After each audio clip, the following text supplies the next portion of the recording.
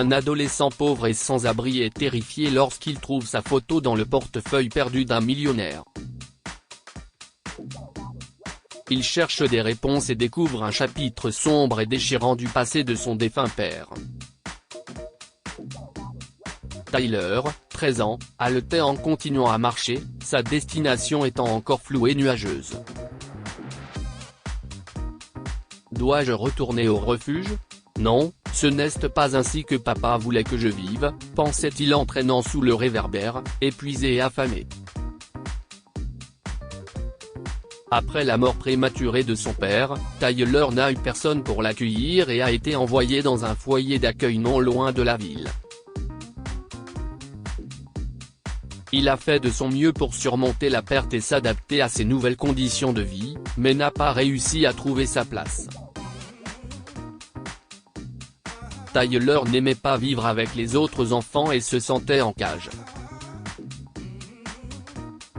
Une nuit, alors que tout le monde dormait profondément, Tyler s'est enfui du foyer d'accueil en quête de liberté. Mais le destin l'a conduit sur un autre chemin où quelque chose d'autre l'attendait. « Eh, réveille-toi, mec. Eh, ça va ?» Tyler entendit une faible voix l'appeler. Il se leva et découvrit la silhouette de 3 adolescents qui l'entouraient, bloquant le rayon de soleil. « Tiens, bois un peu d'eau », lui proposa l'un des garçons. « Merci, mon pote. Je crois que je me suis évanoui hier soir. » Après avoir appris que Tyler était affamé, orphelin et sans abri, les garçons ont rassemblé leur argent et lui ont offert un petit déjeuner. Ils lui ont alors proposé de rejoindre leur bande et ont montré à Tyler une place dans le parking d'un centre commercial où ils avaient l'habitude de passer la nuit. « Si est ici que nous dormons. Tu peux rester avec nous si tu veux. » Tyler, qui pensait n'avoir personne pour l'aimer, a retrouvé un peu d'espoir et a commencé à vivre avec les adolescents sans abri. Au fond de lui, il avait besoin d'une famille et son père lui manquait. Au fil des jours, Tyler a commencé à faire des petits boulots pour gagner sa vie, comme laver des voitures, nettoyer les vitres des restaurants et même aider les gens à porter leurs sacs à la maison. Un jour, il est rentré beaucoup plus tôt à sa place dans le parking pour se reposer. Tyler avait eu une longue journée de travail et commençait à faire son lit à l'aide de vieux cartons quand quelque chose sous le pilier a attiré son attention. Curieux, Tyler s'est rendu sur place et a trouvé un portefeuille contenant des liasses de billets, des cartes de platine et des chèques avec des transactions d'une valeur de plusieurs millions. Mais ce qui l'a le plus captivé et préoccupé, c'est la photo de lui qui se trouvait dans le portefeuille. Tyler a failli s'évanouir parce qu'il ne comprenait pas la raison pour laquelle la personne riche qui avait perdu son portefeuille avait sa photo. Qui est ce type, et comment a-t-il obtenu ma photo, se demanda Tyler en se mettant en route le lendemain, à la recherche de réponses. Le lendemain, après le départ de ses amis, Tyler a pris le portefeuille et s'est rendu à l'adresse qu'il avait trouvée sur une carte de visite. Bien qu'il ait pu facilement voler l'argent, Tyler ne l'a pas fait car il a pensé aux paroles de son défunt père Jason. Tyler a marché jusqu'au bureau pour trouver un homme nommé Johnson, également appelé Monsieur Millet, et lui rendre le portefeuille. Il s'attendait à une récompense pour son honnêteté et voulait savoir pourquoi sa photo se trouvait dans son portefeuille, mais il a été immédiatement arrêté par l'agent de sécurité. « Je veux rencontrer Monsieur Millet », a-t-il dit au garde, qui a rapidement remarqué et reconnu le portefeuille de son patron dans la main de Tyler. « Espèce de petit voleur. Comment oses-tu voler le portefeuille de mon patron ? Et, non, vous vous trompez. J'ai trouvé ce portefeuille hier sur le parking à l'extérieur du centre commercial. Ne mens pas, espèce de sale type. Donne-moi le portefeuille et dis-moi ton adresse, ou je te livre aux flics. Craignant le pire, Tyler a dit au gardien qu'il vivait dans le foyer d'accueil. Il ne voulait pas que ses amis aient des problèmes. Il a supposé que le type le laisserait partir, mais à sa grande surprise, le gardien a immédiatement appelé un homme et a renvoyé Tyler avec lui au foyer d'accueil. Les gardiens ont été soulagés de revoir Tyler. Ils l'ont recueilli et lui ont conseillé de ne pas s'enfuir. Bien que Tyler se soit trouvé dans un endroit sûr, il ne l'a pas aimé. Il se sentait prisonnier et attendait une nouvelle chance de s'échapper lorsqu'un homme riche, vêtu d'un costume coûteux, se présenta 2 jours plus tard. C'était Monsieur Millet, le millionnaire qui avait perdu son portefeuille contenant la photo de Tyler.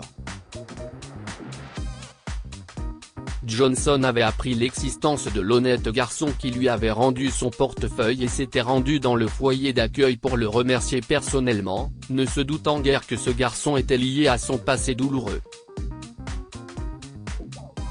Tyler est entré dans le parloir et a été stupéfait de voir un homme riche qui attendait de le rencontrer. On lui a dit que le visiteur était le propriétaire du portefeuille. Dès que Johnson a vu Tyler, il a été terrifié. « Tyler, si est-il toi ?» s'est-il exclamé sous le choc. « Oui, je suis Tyler, et je vous ai rendu votre portefeuille il y a quelques jours. » « Tyler, mon garçon, comment vas-tu ?» Tyler était perplexe et n'arrivait pas à reconnaître Johnson. « J'ai vu ma photo dans votre portefeuille. Je ne vous connais pas, et comment avez-vous eu ma photo ?» Johnson s'est assis, des larmes coulant de ses yeux alors qu'il confessait une vérité que Tyler n'avait jamais connue. « Ton père Jason et moi étions les meilleurs amis du monde depuis l'enfance, » commença Johnson. « Nous sommes allés dans la même université et avons vécu les meilleurs jours de notre vie. Mais je ne savais pas que Jason tomberait amoureux de la femme pour laquelle j'avais le béguin. Je rêvais d'une vie avec ta mère, mais tout a été gâché quand je l'ai vu accepter sa demande en mariage le jour de la Saint-Valentin. Ton père et moi nous nous sommes disputés et séparés après qu'il a choisi ta mère plutôt que moi. J'ai quitté la ville et je n'ai plus jamais contacté Jason. Mais bien des années plus tard, j'ai reçu une lettre de ton père. » Une lettre ? Oui, c'était la dernière lettre de Jason. Il m'a dit qu'il était en faillite et qu'il avait perdu sa femme il y a quelques années. Il disait qu'il était malade et alité et me demandait de prendre soin de son fils unique s'il lui arrivait quelque chose. Ton père m'a même envoyé ta photo avec une note qui disait « Tirerai une perle. S'il te plaît, prends soin de lui après mon départ. » À l'arrière-point Tyler a fondu en larmes. « Mais je ne vous ai pas vu à l'enterrement de mon père. Je ne me souviens pas de vous avoir vu là-bas. Pourquoi vous n'êtes pas venu ?» À ce stade, Johnson ne pouvait plus cacher la vérité. Il a serré les lèvres et a commencé à en dire plus. « J'ai ignoré ton père et sa lettre parce que j'étais occupé par mon travail. Je commençais une nouvelle unité et je ne voulais pas perdre mon temps et mon argent avec un ami qui m'a arraché l'amour de ma vie. J'ai jeté la lettre avec ta photo mais je n'ai pas pu être tranquille. J'ai mis mon ego et ma rancune de côté et je suis venu rendre visite à ton père, mais il était trop tard. J'ai appris qu'il était mort et que tu avais été envoyé dans une famille d'accueil.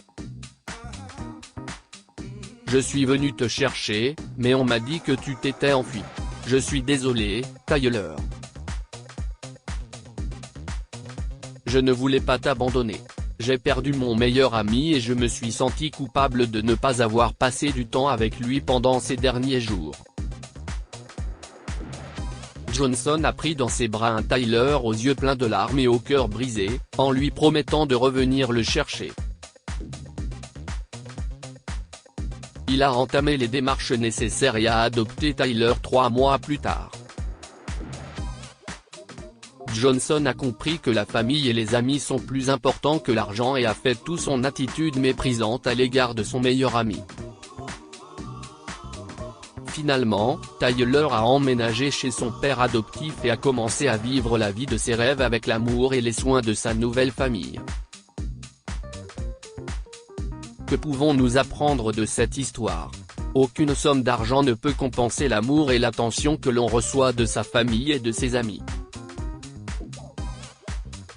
À cause de la colère et de son emploi du temps chargé, Johnson a ignoré la lettre de son défunt ami. Mais après avoir perdu son ami, il s'est rendu compte qu'aucune somme d'argent ne pourrait lui rendre cet amour. Ne gardez pas de rancune. Cela vous rend faible et amer. Au contraire, pardonnez aux autres, car seul l'amour et le pardon vous rendent fort.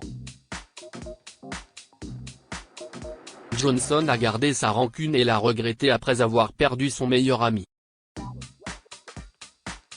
Partagez cette histoire avec vos amis.